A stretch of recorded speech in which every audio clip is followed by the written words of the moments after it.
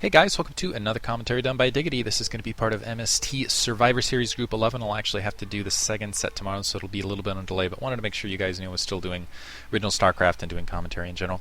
Anyway, this is Fighting Spirit. We have Shine going up against Shuttle. Shine is starting, it looks like, in the upper left-hand corner as the blue zerg, bottom left-hand corner.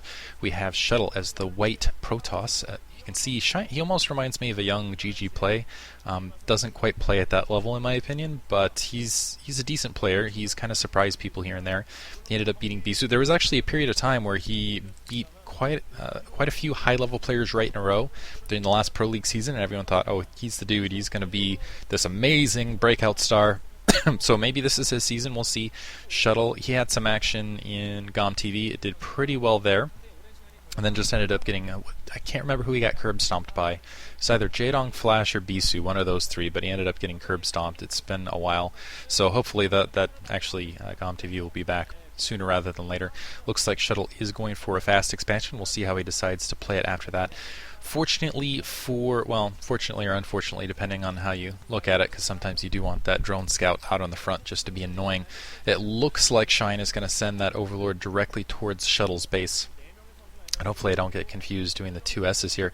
And also that probe, wow, is going to be able to go, and it's so frustrating as a Zerg player, particularly when you're on a 4-player map. You're thinking, oh, you know, especially a map like this, when you're thinking, oh, hey, I can just take an expansion easily, and then you see the probe wandering up to your base, and you're almost forced to put down a pool, especially at this level, because that probe is going to frustrate the crap out of you, and it's going to be nigh impossible to try to get that just straight 12 hat. So it looks like, right off the bat, Shine going to have a slight advantage just having that probe there to kind of harass additional buildings, and it's going to be a while before Shine is able to get that Overlord inside Shuttle's base, just to kind of keep an eye on what he's doing, although I'm pretty sure he has a pretty good indicator. In a second, okay, never mind, probe laying down a Forge first, just to play it safe, did in fact see saw that spawning pool in that back corner, and now coming out to do that harassment. It's going to be a little bit before those Zerglings are out.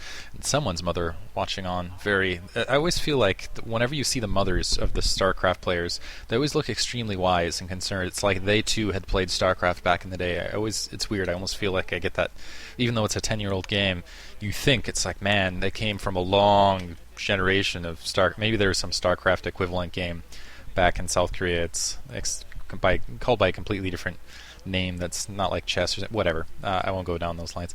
We're a quick pylon block, but it looks like that drone is actually heading out to that upper right-hand corner to try to plant an expansion there. And throwing it a bit off. 6 Zerglings are moving out in the field, just drawing that probe away. It looks like that drone might end up getting slaughtered. Let's see. Oh, it does end up getting slaughtered. Whew, blood all over the ground. Nice job. Quick reach slash by that probe, and it looks like we're going to see a third hatch to follow. That probe also going, that's actually going to be close. Drone going to the 12 o'clock location, but probe almost going to be there. That looks like Shuttle's going to get really good use out of this probe. This probe has to be a little bit more careful now, though, because it's a little bit low in health. But you can see he's just absolutely doing a beautiful job of harassing Shine's economy, making sure that Shine, and this is what I'm talking about, there's the pylon block, which is going to delay that third hatchery even longer. So things really going well for Shuttle thus far.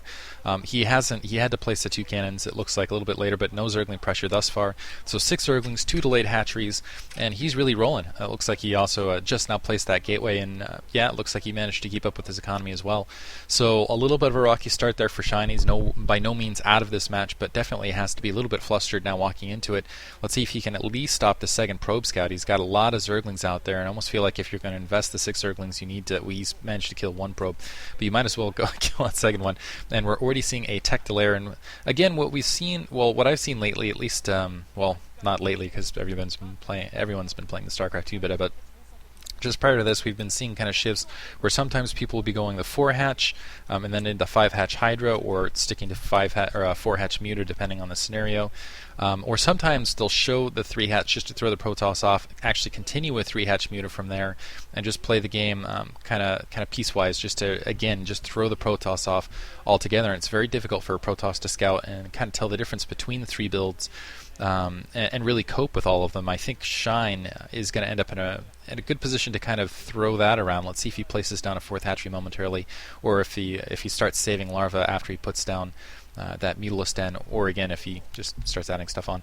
But I think Shuttle's in a good position to respond. He's done a really good job of economically delaying. Shine just beautiful probe control, just absolutely harassed him left and right. Looks like he is planning on going some sort of higher level tech. It's possible he will go for a Bisu build here and go for those Dark Templar out in the field. It's also possible that he's just looking to get that extra gas to get a couple more High Templar out, maybe go for Corsair Reaver to follow this as well. So let's see what he's up to as far as the following tech. There's the Spire. And this is going to be kind of the critical juncture of the map. Also, we're going to have that Corsair should be sailing out in the field in not too long due to the scouting. And whether we see the 2 Scourge and kind of the follow-up to there, and it looks like I think we are going to see a Bisu build here to start. There's a Citadel of Adun. Really, it's going to the depiction is the number of gateways that really follows this. Oftentimes, what you'll see is just kind of a hidden, and this is usually where you'll see it, is it'll be hidden at that natural expansion away from the Overlord. And it looks like a Dragoon's actually also in position to kill an Overlord, so it is possible we could see some hidden gateways there. But we'll see momentarily. That Probe Scout's still out in the field, even though that Corsair is shortly there to come. Let's see if it's going to back off. Third cannon, just in case. Feels like there's too many Zerglings out in the field, and there's that Dragoon just shooting that first Overlord back. That's going to free up that first Corsair to not attack that first. And yeah, I definitely think we're going to see Dark Templar. The one advantage of having Dark Templar out in the field, especially with that Dragoon on that front door, is if you can kill that Overlord, get that Corsair to knock the other Overlords out on the front door, and it looks like we are seeing transition to 4-hedge, you at least know you don't have to worry about ground problems as much. Scourge should be now developing. He's at least seeing what he wants to. Let's see if he can swing around to the 12 o'clock position to see that additional hatchery and towards that actual expansion. It looks like he is going to go up against the 5-hatch Hydra attack. So really it looks like with the build he's in, I don't know that he's going to get a lot of opportunity for economic harassment. He can produce a Dark Templar, make sure he's not taking any Ooh, he's at a bad cutoff angle here. To try to sneak by these Scourge. Let's see if he's going to be able to and just kind of swing by it. And it looks like we are going to see a pretty heavy dedication to ground because there's that evolution chamber. Already the cannon actually cancelled on the front door and just provide a little bit more minerals, so losing some, and he's going to build it actually at his main. He's a little bit worried about a tech switch here and lost a little bit of micro there, just stops his, for whatever reason, it's to protect his Corsair back there. Actually, it gets the Scourge cannon not warped in. Looks like the Scourge saw the cannon warping in, but didn't see that Corsair. I think they could have actually suicide dived there, but really seeing what they wanted to see, seeing the 3 gateways. I think they saw that Templar Archives and the weapons 1 spinning. So looks like Shuttle's actually playing this a lot like the last era, and we'll see if this works out for him. Really, and there's that first Dark Templar. That'll protect him against, again, some of these short-term interim attacks, but ultimately it doesn't help his problem, which is how do you get a third base, and how do you stay economically ahead in the interim. Out of those 5 hatcheries, you can produce a lot of drones, a lot of ground units, basically whenever you want, and you still generally maintain map control, and it looks like his answer to this is to go Dark Archons. So we've definitely seen Violet try to pioneer the Dark Archon in the last season. I like this play. Looks like it's a bit creative. He's really the indication on this is he's expecting